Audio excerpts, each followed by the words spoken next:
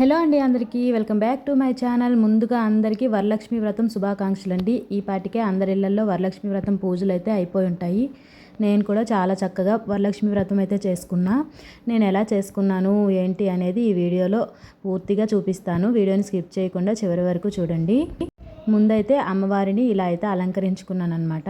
అన్నీ ఒక్కొక్కటి సర్దేసుకొని ఆ తర్వాత వంటలు కూడా చేసేసుకొని పులిహోర, బూర్లు, పరమాన్నం, శనగలు, వడపప్పు అన్నీ అమ్మవారికి నైవేద్యాలుగా పెట్టాలి అనుకున్న ప్రసాదాలన్నీ కూడా రెడీ చేసేసుకొని ఒక దగ్గర పెట్టుకున్న తర్వాత అప్పుడు పూజ అయితే మొదలు పెట్టుకున్నాను. మార్నింగ్ 3:30కి మొదలు పెట్టాము పూజ పనులు. పూజ కంప్లీట్ అయ్యేసరికి 8-8:30 ఇలా అయిపోయింది. పూజ అంతా కంప్లీట్ అయిపోయిన తర్వాత టెంపుల్కి కూడా వెళ్ళి దర్శనం చేసుకొని అయితే వచ్చాము. ఇక్కడ అమ్మవారికి పూజ చేసేటప్పుడు అష్టోత్తరాలు చదువుకొని పూజ చేసుకున్నాను. ఆ తర్వాత వరలక్ష్మి వ్రతం కథ ఉంటుంది కదండి, కథ కూడా చదువుకున్నా. అలాగే పసుపుతో గణపతిని చేసి పెట్టుకున్నాను. ఏ పూజ చేసినా కూడా ముందైతే మనకి విఘ్న గణపతిని పెట్టుకుంటాం కదా, విఘ్నేశ్వరుని పెట్టుకొని విఘ్నేశ్వరుడికి ముందుగా పూజ చేసుకొని విఘ్నేశ్వరుడి దీపం వెలిగించిన తర్వాతే మిగిలిన పూజలు చేసుకోవాలి. సో నేను కూడా అలాగే చేసుకున్నాను. ఏ చిన్న పూజ అయినా సరే ముందైతే వినాయకుడిని పెట్టుకుంటాం, పసుపుతో వినాయకుడిని చేసుకొని పెట్టుకుంటాము.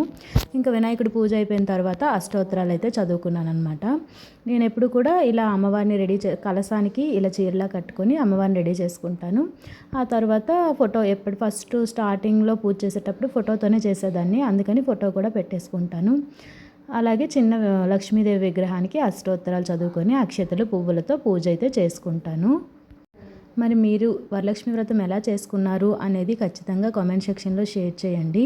అలాగే మన వీడియోస్ ఫస్ట్ టైం చూస్తున్న వాళ్ళు ఎవరైనా సరే ఈ వీడియోని లైక్ చేసి ఛానల్ని సబ్స్క్రైబ్ చేసుకొని సపోర్ట్ చేయండి. శ్రావణ మాసంలో పౌర్ణమికి ముందు వచ్చే శుక్రవారం రోజు, అంటే శ్రావణ మాసం స్టార్ట్ అయిన తర్వాత వచ్చే రెండవ శుక్రవారం, పౌర్ణమికి ముందు వచ్చే శుక్రవారం రోజు ఈ వరలక్ష్మి వ్రతాన్ని అయితే మహిళలందరూ కూడా ఎంతో భక్తి శ్రద్ధలతో చేసుకుంటారండి. కుటుంబంలో ఉన్న వాళ్ళందరూ ఆయుర ఆరోగ్యాలతో ఉండాలి, అలాగే దీర్ఘ సుమంగళిగా ఉండాలి, అష్టైశ్వర్యాలతో ఉండాలి, సిరి సంపదలకు ఎలాంటి లోటు ఉండకూడదు అనే ఉద్దేశంతో ఈ వరలక్ష్మి వ్రతాన్ని అయితే చేసుకుంటాము. శ్రావణ మాసంలో వచ్చే రెండవ శుక్రవారం రోజు సుమంగళులందరూ కూడా వరలక్ష్మి వ్రతం చేసుకుంటారు. పెళ్లి కాని వాళ్ళు కూడా వరలక్ష్మి వ్రతం చేసుకోవచ్చండి. చక్కగా చాలా మంచి మనసుతో చేసుకుంటే ఎవరైనా చేసుకోవచ్చు. ఈ వరలక్ష్మి వ్రతం భక్తి శ్రద్ధలతో చేసుకుంటే ధన ధాన్యాలకి, ఐశ్వర్యానికి, సిరి సంపదలకి, ఆరోగ్యానికి ఎటువంటి లోటు ఉండదనేసి మన పురాణాలు అయితే చెప్తున్నాయండి. అందరి నమ్మకం కూడా అన్నమాట. ఈ వరలక్ష్మి వ్రతం చేసుకునేటప్పుడు 9 పోగుల దారాన్ని తీసుకొని దారానికి పసుపు రాసుకొని ఆ దారంతో తోరం తయారు చేసుకోవాలి. నేను ఇక్కడ చామంతి పువ్వులతో తోరాన్ని అయితే రెడీ చేసుకొని చేతికి కట్టుకున్నానండి. ముందు ఆ తోరాన్ని అమ్మవారి దగ్గర పెట్టి పూజ చేసుకున్న తర్వాత చేతికి కట్టుకొని మనం వరలక్ష్మి వ్రతాన్ని ప్రారంభించుకోవాలి. అలాగే మనం కట్టుకున్న తోరాన్ని వాయనాలు ఇచ్చిన తర్వాత విప్పేస్తారనమాట. నేనైతే సాయంత్రం మళ్ళీ సంధ్యాదీపం పెడతాం కదా అమ్మవారికి, సాయంత్రం పూజ అయిన తర్వాత ఈ తోరాన్ని తీసేసి రేపు ఈ పూజ అంటే ఈ పూజకి సంబంధించినవన్నీ కూడా గంగలో కలపడానికి వెళ్తాం కదా, అప్పుడు దాంతోపాటు కలిపేస్తానమాట. అలాగే నైవేద్యాలుగా కొంతమంది అయితే 9 రకాలు, కొంతమంది 5 రకాలు, కొంతమంది 3, ఎవరికి ఎన్ని చేయగలిగితే అన్ని నైవేద్యాలు అయితే చేస్తారు. నేనైతే ఈరోజు పులిహోర, పరమాన్నం, బూరెలు, వడపప్పు, శనగలు నైవేద్యంగా పెట్టుకున్నానండి. అంటే తక్కువ టైంలో ప్రసాదాలు చేయడానికి, ఎక్కువ ప్రసాదాలు చేయడానికంటే కుదరదు కదా. మార్నింగ్ 9 లోపు పూజ చేసుకుంటే మంచిది అన్నారు. సో అందుకే మార్నింగ్ 3:30 నుంచే మొదలు పెట్టామన్నమాట. మొత్తానికి 9 లోపు పూజ అయితే అయిపోయింది. పూజ మొత్తం పూర్తయిపోయిన తర్వాత ముత్తైదువులకి వాయినాలు అయితే ఇవ్వాలి. నేనైతే ఇక్కడ 3 పేరెంటాళ్ళకి వాయినాలు అయితే ఇస్తానండి, అందుకే పూజలో పెట్టాను. ఇంకా ఈరోజు ఎవరైనా సరే ముత్తైదువులు ఇంటికి వస్తే వాళ్ళకి ఖచ్చితంగా వాయినం అయితే ఇస్తాను. నేను 3కి అయితే పిలుస్తానమాట. వాళ్ళ 3తో పాటు ఎవరైనా మామూలుగా ఇంటికి వచ్చిన వాళ్ళకైనా సరే శుక్రవారం, ఈరోజు శ్రావణ శుక్రవారం కాబట్టి ఖచ్చితంగా వాళ్ళకి బొట్టు పెట్టి వాయినం అయితే ఇస్తాను. పూజలో మాత్రం 3 వాయినాలు పెట్టాను. ఈ 3 కూడా 3కి పిలిచి ఇచ్చేస్తానమాట. పూజ అంతా అయిపోయిన తర్వాత ఈవినింగ్ లోపు వాళ్ళు ఎప్పుడు వచ్చినా సరే వాళ్ళకి కాళ్ళకి పసుపు రాసి కుంకుమ, చందనం బొట్లు పెట్టి ఇక్కడ పెట్టాను కదా గాజులు, బ్లౌజ్ పీసు, ఫలదానం, ఆ పసుపు కుంకుమ అవన్నీ కూడా వాయనంలో ఇవ్వాలి. వాటితో పాటు కొమ్ము శనగలు కూడా ఖచ్చితంగా ఇవ్వాలండి. ఆల్రెడీ నేను ఇంతకుముందు వీడియోలోనే చెప్పాను, కొమ్ము శనగలు ఇవ్వడం వల్ల సౌభాగ్యం బాగా వృద్ధి చెందుతుంది అని చెప్పేసి నమ్మకం అనమాట. అందుకని ఈ వరలక్ష్మి వ్రతం రోజు ఖచ్చితంగా కొమ్ము శనగలు అయితే వాయనంలో ఇస్తారు. అలాగే అమ్మవారి కోసం అయితే చీర, గాజులు అన్నీ కూడా తీసుకున్నాను. అవన్నీ కూడా పూజలో పెట్టేసి ఎరుపు రంగు గాజులు తీసుకొని అమ్మవారి దగ్గర పెట్టాను. అలాగే చీరకి గాజులు, బ్లౌజ్ పీస్ అన్నీ వేరేగా తీసుకొని పక్కన పెట్టుకున్నాను.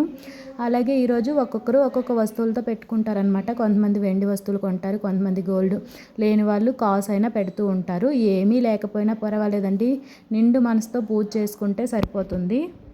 నేనైతే అష్టోత్తరాలు చదివిన తర్వాత వరలక్ష్మి వ్రతం కథ చదువుకున్నాను.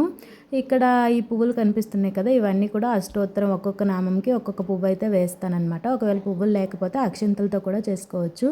నేను ఇక్కడ 108 నామాలకి 108 పువ్వులు ఇక్కడ పట్టాలని చెప్పేసి ఈ ప్లేస్ ముందుగానే ఖాళీ ఉంచేస్తానన్నమాట. ఆ తర్వాత అష్టోత్తరాలు చదివేటప్పుడు ఆ పువ్వులన్నీ కూడా అక్కడే పెట్టేసుకున్నాను. వాయనం ఇచ్చిన వాళ్ళు నిండు మనసుతో ఆశీర్వదిస్తే మనం చేసిన పూజా ఫలితం దక్కుతుంది అని నమ్మకం అన్నమాట. అంటే మన ఇంటికి ఎవరు వచ్చారు అని అడుగుతాం కదా, వాయనం ఇచ్చిన వాళ్ళు మహాలక్ష్మి వచ్చింది, లక్ష్మీదేవి వచ్చానమ్మా అని చెప్తారనమాట.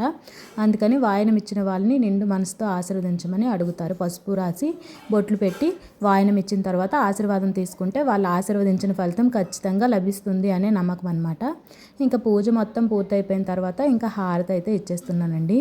పూజకి ఎక్కువ టైం పట్టదు, కానీ ఈ ప్రసాదాలు ప్రిపేర్ చేయడానికి, పూజ అంతా అలంకరించుకోవడానికి ఎక్కువ టైం పడుతుంది. కథ అయితే చాలా చిన్నదనమాట, ఒక అరగంటలోనే పూజ అయితే అయిపోతుంది.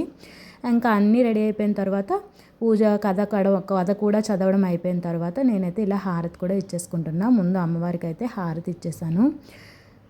ఈ వరలక్ష్మి వ్రతం కథ ఏంటి అంటే, చారుమతి అనే మహిళ తన భక్తి శ్రద్ధలతో కలలో అమ్మవారు కనిపించి వ్రతం చేయమని చెప్తే చాలా భక్తితో వ్రతం చేసి ఇరుగు పొరుగు వాళ్ళని పిలిచి మరీ వ్రతం చేసుకొని తనతో పాటు వాళ్ళందరికీ కూడా మంచి ఫలితం దక్కేలాగా చేసిందని కథలో ఉంటుందన్నమాట.